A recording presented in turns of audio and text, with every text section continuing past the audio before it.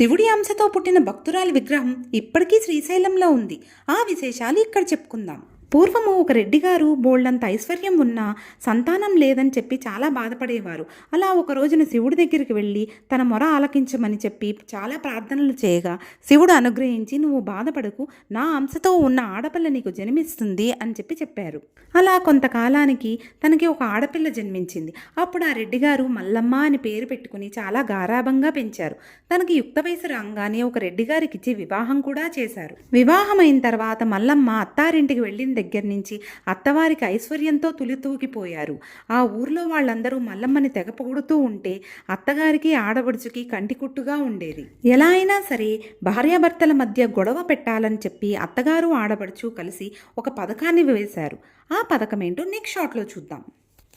శివుడి అంశతో పుట్టిన భక్తురాలి విగ్రహం ఇప్పటికీ శ్రీశైలంలో ఉంది. ఆ విశేషాలు ఇక్కడ చెప్పుకుందాం.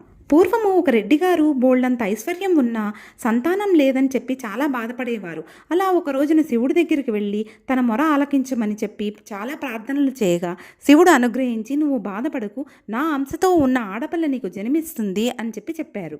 అలా కొంతకాలానికి తనకి ఒక ఆడపిల్ల జన్మించింది. అప్పుడు ఆ రెడ్డి గారు మల్లమ్మ అని పేరు పెట్టుకుని చాలా గారాబంగా పెంచారు. తనకి యుక్త వయసు రాగానే ఒక రెడ్డి గారికి ఇచ్చి వివాహం కూడా చేశారు. వివాహమైన తర్వాత మల్లమ్మ అత్తారింటికి వెళ్ళిన దగ్గర నుంచి అత్తవారికి ఐశ్వర్యంతో తులితూగిపోయారు. ఆ ఊర్లో వాళ్ళందరూ మల్లమ్మని తెగ పొగుడుతూ ఉంటే అత్తగారికి ఆడబడుచుకి కంటికుట్టుగా ఉండేది. ఎలా అయినా సరే భార్యాభర్తల మధ్య గొడవ పెట్టాలని చెప్పి అత్తగారు ఆడబడుచు కలిసి ఒక పథకాన్ని వేశారు. ఆ పథకం ఏంటో నెక్స్ట్ షాట్లో చూద్దాం.